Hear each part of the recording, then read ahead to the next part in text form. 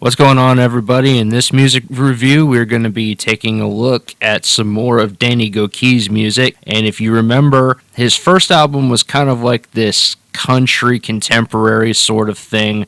It was a little bit of hit, mostly miss. And so, really, Danny Gokey needed something to really bounce back and kind of establish who he is as a singer, as a musician, all that sort of stuff. And so, he needed a good sophomore album, and he got it with this one. This is Hope in Front of Me. It was put out in 2014 by BMG. I'm assuming by that point they split from Sony, or maybe they're still associated with Sony. I don't really know, but according to the album, it only has BMG on it, so I'm assuming that they're their own thing now. Give proper credit where credit deserves to go. There are 11 tracks on this album, and we're going to start off with the title track, the very first one, Hope in Front of Me. And I'm going to preface beforehand, unlike his first album, this is almost entirely like pop. Just understand that everything has a pop style genre going for it. So this one has a little bit more intimacy to go along with that pop. I love all the little background stuff that they have going on with it. Really helps set the tone for how the song's supposed to go. The singer sings of himself in the first verse and sort of like a trial, and to the listener then in the second verse, singing more about hope. And the chorus and the bridge attest to the hope that is alluded to in these verses. That's kind of how the song structure goes.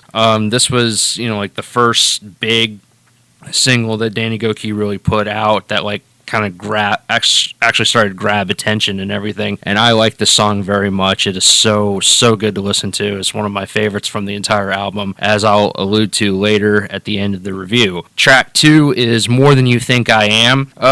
This one kind of adds a little bit more of a contemporary flavor to the pop. The verses are soft while the chorus is full, but it's not very loud either. The song is sung from the perspective of God, addressing the listener with a limited understanding of just exactly who God is. God is so much more. It addresses some misconceptions. For example, in the first verse, the misconception about where he is in relation to the listener.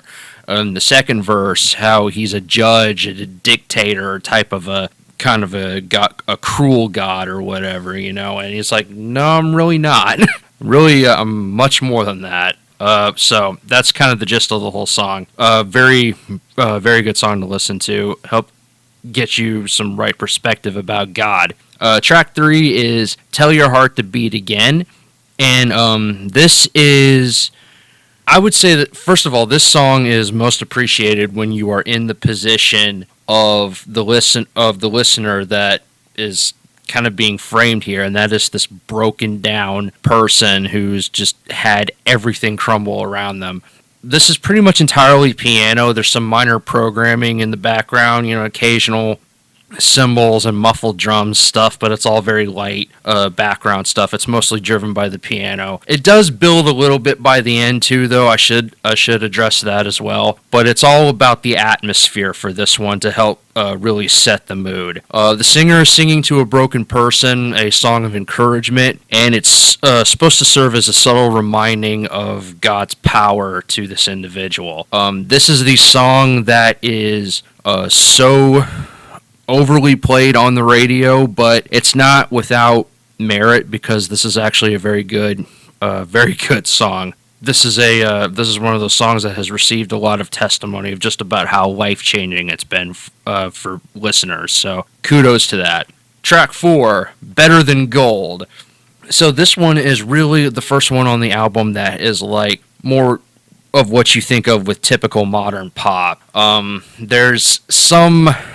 There's some kind of auto-tuney effects here and there. You kind of listen to where it's at, where you can hear it almost sounds like Danny's voice gets like not distorted, but it's like altered in some way. Those are the effects that I'm talking about. So the singer is singing of a woman he's in love with and what she means to him, and acknowledges that God brought her to him. Even obviously this is not a this is more of a love song than it is a Christian song, but in the same sense though, it's very clean, family friendly, and it's actually very I think serves a pretty good model for how guys should view a woman that they have had the pleasure of being able to be in a relationship with, and how they should think of her. So great song. This is like one of those kinds of songs I actually, it wasn't a single on mainstream radio as far as I am aware, but it very easily could have been. It's one of those. Track 5 is One Life. So this one kind of goes back to having a contemporary mix in with the pop. The singer describes a couple different stories, culminating in the chorus, which actually warns us about how we only have this one life to live, basically. Yeah, so and that's really the gist of it. It's just, the stories, and then just the message of the chorus. It's just the one life that we have, make it count, that sort of thing. Track 6, This Is What It Means. I think the vocals in this one are actually perfect for setting the tone of what the message is trying to send out to us. It's it's not a showcase of Danny's raw vocal talent. But it's very it's much more simpler than that in how he sings it, but it's perfect for what this song is trying to get across. So it has a very somber feel to it. There's piano and strings starting off, and they're later joined by the rest of the instruments. But the singer is using his own experiences. He talks about life, emphasizing both sides, the good and the bad. And basically the point of the song is just like, this is what it is. This is where it gets the title. This is what it means to be alive, is what he sings in the chorus. It's just like, you're going to experience both. You're going to experience the good, you're going to experience the bad, but you live life by experiencing both of these things. It's a very real message that a lot of people can connect with. Track 7, Love Will Take You Places. So I actually think that this song sounds very similar to Hope in Front of Me. There's times where like the vocal stuff that you hear in the background of Hope in Front of Me, there's times where I'm singing Love Will Take You Places, and I can actually hear those vocals being inserted into this song for some reason, even though obviously they're not there. The singer spends the duration of the song singing of love. It's supposed to be kind of referencing the love of Jesus, although it does not actually mention Jesus by name. A lot of times, too, it actually does do a little bit of alluding directly to Jesus. Again, it kind of does a thing, too, where it's like he uses the word love in place of Jesus in certain things, but it's like it's very clearly, in the back of your mind, oh, wait, no, Jesus is the one who walked on water. God is the one who made the Red Sea part, that kind of sort of thing. So it's a little disappointing in that matter, but for all intents and purposes, this is a very solid song. I like this a lot. I sing it all the time. Track 8 is Take It to the Limit, and this is a little bit more along the style of pop than Better Than Gold is. It can almost really pass for disco, actually. Just the kind of feel that you get with it. The song seems to be a message of breaking free of chains and living uninhibited by anything like that. Never really says how, though. It implies it's all you, and that's not really a good message for the Christian audience. It's not deal-breakingly bad or anything. Musically, it's pretty good. It's just content-wise, overall, this is just pretty. It's kind of void and lacking in a lot of different ways. So worth a listen, but probably not one that you would really consider like your favorite. At least it's not the way that's just the way it is with me anyway. Track 9 is pretty beautiful, and this one's not in my favorites, but I like I kind of dig this song a little bit. It's pop with kind of like this moving beat. It's not super fast, but it's a little bit more straightforward in its rhythm and its musicality. The singer is singing to a significant other this love song. It's about how this other person stands out and compliments the beauty on both the outside and in.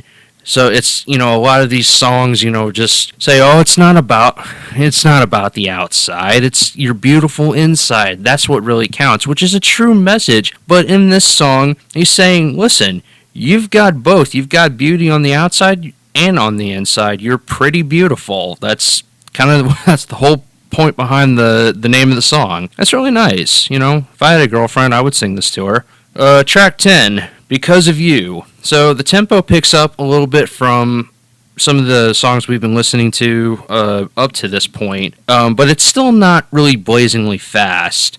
It's got like this electronic whistle sort of thing. I don't know what really effect this thing is, but it's sounds cool. The song is basically speaking of the change since God came into the singer's life. This is another song that probably could have been a single, but it does feel like it's missing something. I really can't quite put my finger on it, what it's missing, but probably could have been a single if it had been on an album with, maybe not as many other good songs on it. Not only this one, but also the final track on the album, It's Not Over. This is a fast pop, triumphant, it's very triumphant sort of feel to it. It's like an anthem of not being defeated. Basically keep on keeping on sort of a message. And it's a nice, fun closer for the album. I could see people at concerts having fun to this song, but again, it's not promoted as a single, so it's probably never going to get performed.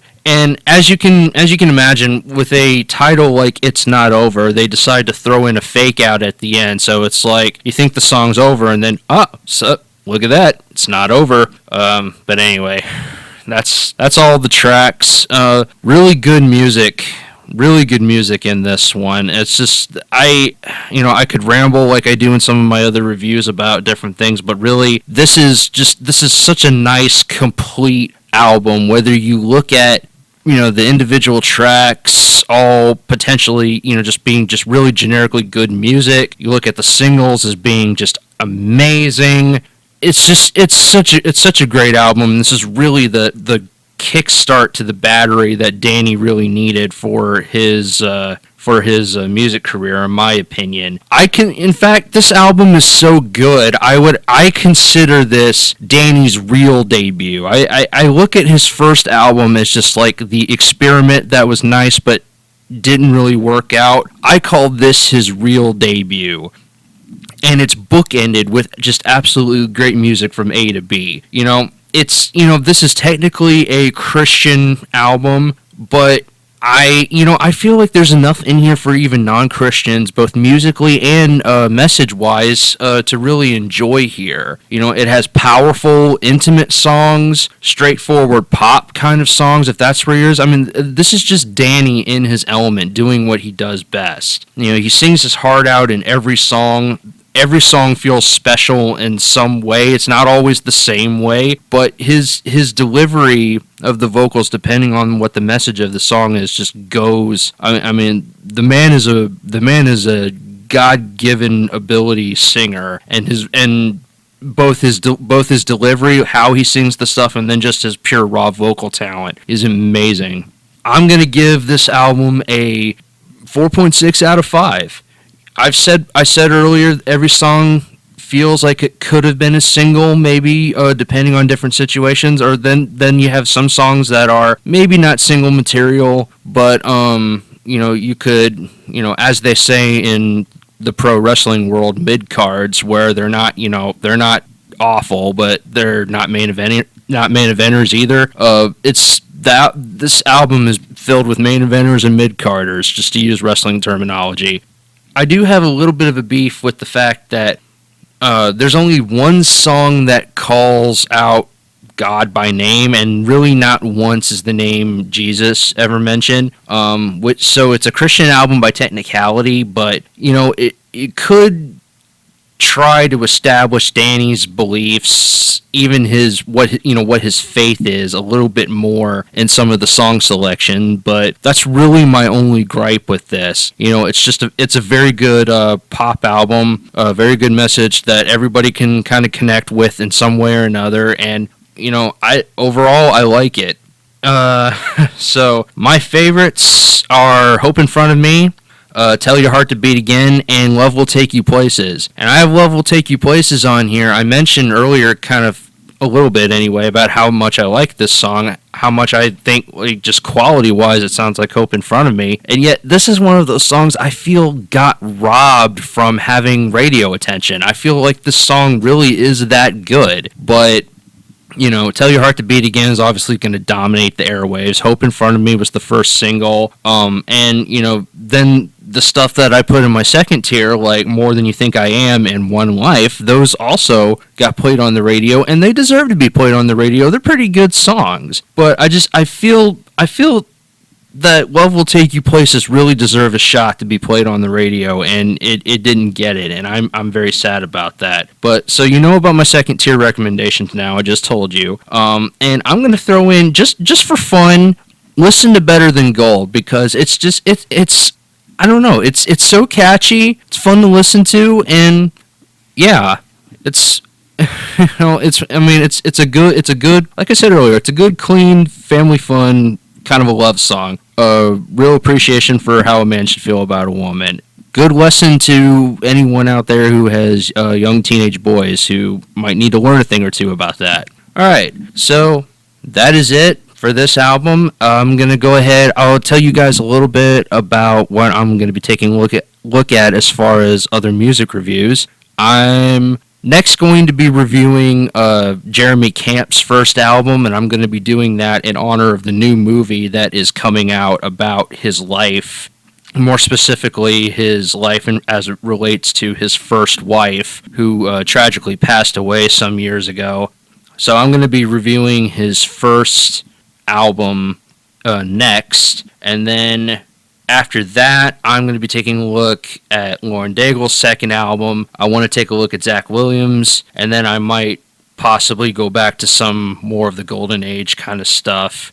Jeremy Camp's first album is in the Golden Age period too, so it's just I want to cover some of the older albums as well, but I'm trying to do a better job of staying more balanced with the new stuff too, because I don't modern music is happening right now. It's nice to go back and look at the other stuff, but if you want to know what's happening right now, I need to keep you guys informed of that as well.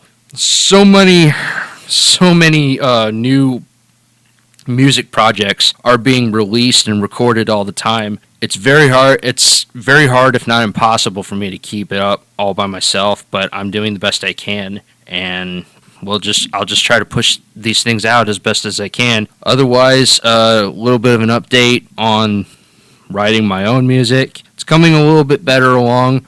Maybe one of these days I'll actually be able to, release it. But I got to go. Once I get everything finished, I got to go through, copyright process and all that kind of different stuff. But if I get any closer with that, I'll let you guys know. But otherwise, those are the upcoming reviews. If you have anything that you would like to hear me review, take a look at, think I might even be interested in, that I may not know about, please feel free to leave any kind of comment, suggestion, request, all those things in the comment section below. Otherwise, I'm just going to go ahead and end off as I usually do by saying, may the Lord bless you and keep you, and as always, take care.